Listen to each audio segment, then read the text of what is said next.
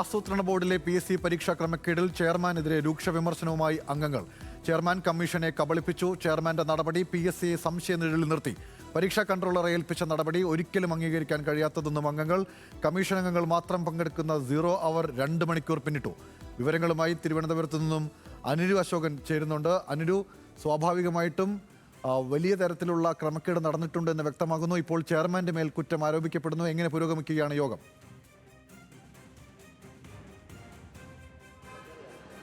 Gautam, PSC സംസ്ഥാനത്ത് നടത്തുന്ന ഏറ്റവും വലിയ പരീക്ഷയാണ് ആസൂത്രണ ബോർഡിലേക്കുള്ള ചീഫ് തസ്തികകളിലേക്ക്.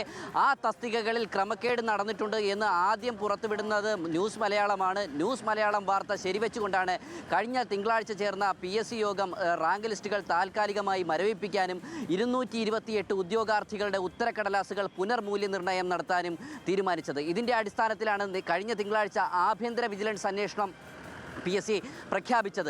എന്നാൽ ഈ ഒരു തീരുമാനത്തെ അട്ടിമറിച്ചുകൊണ്ട് ചെയർമാൻ MR ബൈജു ഇത് PSC പരീക്ഷാ കൺട്രോളറെ കൊണ്ട് അന്വേഷിപ്പിക്കുകയായിരുന്നു. അതിന് അദ്ദേഹം പറഞ്ഞ ഒരു മറുപടി എന്ന് പറയുന്നത് PSCയുടെ internal vigilance and security officer എന്ന് പറയുന്നത് PSC പരീക്ഷാ കൺട്രോളറാണ്, അതുകൊണ്ട് അവർ അന്വേഷിക്കട്ടെ എന്നുള്ളതാണ്.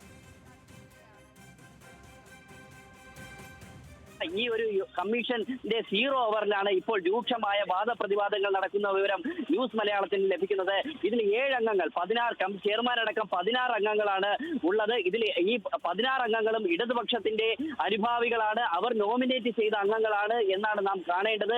ഇവരിൽ ഒരു വിഭാഗമാണ് ഇപ്പോൾ ചെയർമാൻ MR ബൈജുവിനെതിരെ ഇപ്പോൾ രംഗത്തെത്തിയിരിക്കുന്നതെന്ന് നമുക്ക് മനസ്സിലാക്കാൻ സാധിക്കും. കാരണം ആഭ്യന്തര വിജിലൻസ് അന്വേഷണം പ്രഖ്യാപിക്കുകയും അതിൽ SP അടക്കം ചുമതല ചെയ്തിട്ടും ഒരു SP-യും DYSP-യും പോലീസിലെ തന്നെ SP-യും DYSP-യും ഉള്ള ഒരു സ്ഥാനത്ത് ഉദ്യോഗസ്ഥയായ പരീക്ഷാ കൺട്രോളറെ ഏൽപ്പിച്ച ചെയർമാന്റെ നടപടി ഒരിക്കലും യോജിക്കാൻ കഴിയാത്തത് എന്നാണ് കമ്മീഷനിൽ ഉയരുന്ന വിമർശനം. കാരണം കമ്മീഷൻ അംഗങ്ങളെ ഒന്നാകെ മണ്ടന്മാരാക്കിക്കൊണ്ടുള്ള തീരുമാനമാണ് ചെയർമാൻ എടുത്തത്. ആഭ്യന്തര വിജിലൻസ് അന്വേഷിക്കുമെന്ന് പറഞ്ഞിട്ട് പരീക്ഷാ കൺട്രോളറെ കൊണ്ട് അന്വേഷിപ്പിച്ച നടപടി ഈ പറയുന്ന കമ്മീഷൻ അംഗങ്ങളെ എല്ലാം മണ്ടന്മാരാക്കുന്ന ഒരു സമീപനമാണ് ചെയർമാന്റേത് എന്നാണ് കമ്മീഷൻ അംഗങ്ങൾ വിശദീകരിക്കുന്നത്. കൂടാതെ ഏകാധിപത്യ പ്രവണത ചെയർമാനിൽ വർദ്ധിച്ചു വരുന്നു.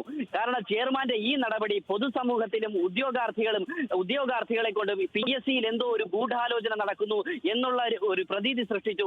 സർക്കാരിനെ അടക്കം സംശയനിഴലിലാക്കി PSCയുടെ വിശ്വാസ്യതയെ തന്നെ ചോദ്യം ചെയ്യുന്ന നടപടിയാണ് ചെയർമാന്റെ ഭാഗത്ത് നിന്ന് ഉണ്ടായതെന്ന് കമ്മീഷൻ അംഗങ്ങൾ ഏകകണ്ഠേന അല്ലെങ്കിലും ഒരു വിഭാഗം ആരോപിക്കുന്നു എന്നുള്ള വിവരമാണ് ഈ നിമിഷം നമുക്ക് പ്രേക്ഷകരുമായി പങ്കുവയ്ക്കുവാനുള്ളത്. കാരണം ചെയർമാൻ ഇത്തരത്തിൽ ഒരിക്കലും PSCയിൽ നിന്ന് ഉണ്ടാകാത്ത ഒരു നടപടിയാണ് ചെയർമാന്റെ ഭാഗത്തു നിന്നുണ്ടായത്.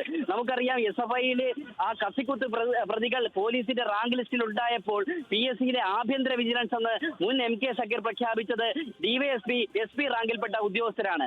അവർ നൽകിയ റിപ്പോർട്ടിന്റെ അടിസ്ഥാനത്തിലാണ് പിന്നീട് ക്രൈംബ്രാഞ്ച് കേസെടുക്കുന്നത്. സ്വാഭാവികമായും PSC അംഗങ്ങളെല്ലാം വിചാരിച്ചത് ഈ പറയുന്ന SP റാങ്കിൽപ്പെട്ട ഉദ്യോഗസ്ഥൻ തന്നെ അന്വേഷിക്കുമെന്നാണ്. പക്ഷേ ഒരു തിരിച്ചുള്ള നടപടിയാണ് ചെയർമാന്റെ ഭാഗത്ത് ഉണ്ടായത് എന്നുള്ളതാണ്. കമ്മീഷൻ അംഗങ്ങളിൽ തന്നെ 7 അംഗങ്ങൾ നിലവിലെ ചെയർമാന്റെ നടപടിയിൽ കടുത്ത അതൃപ്തിയാണ് പ്രകടിപ്പിച്ചിരിക്കുന്നത്.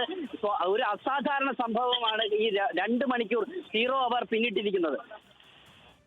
അനുരുവാണ് വിശദമായ വിവരങ്ങൾ നൽകിയത്. എന്തായാലും